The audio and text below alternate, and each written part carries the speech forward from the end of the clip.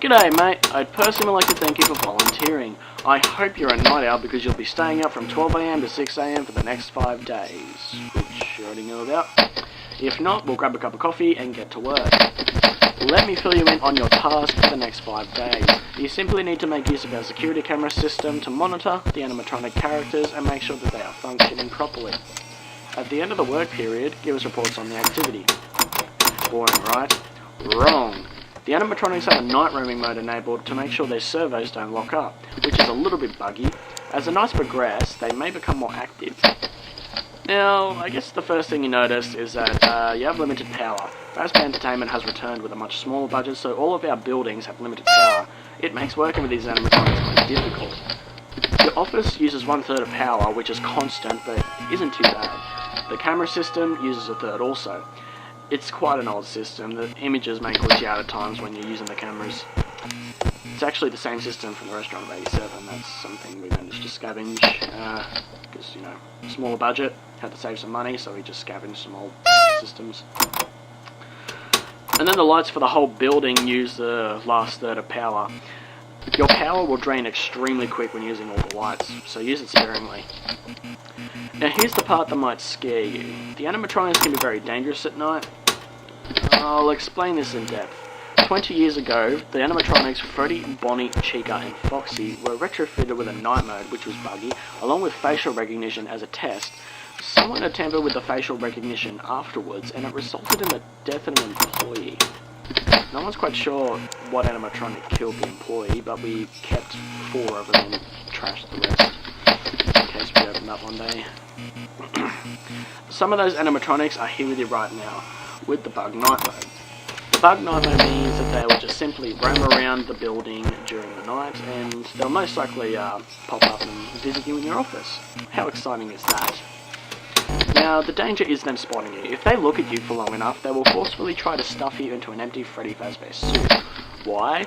Well, they'll see you as a bare endoskeleton without its suit on, so they will try and assist you with getting one on. Which wouldn't be so bad if the suits weren't filled with crossbeams and wires, so it's quite deadly. Less than spring locks, actually.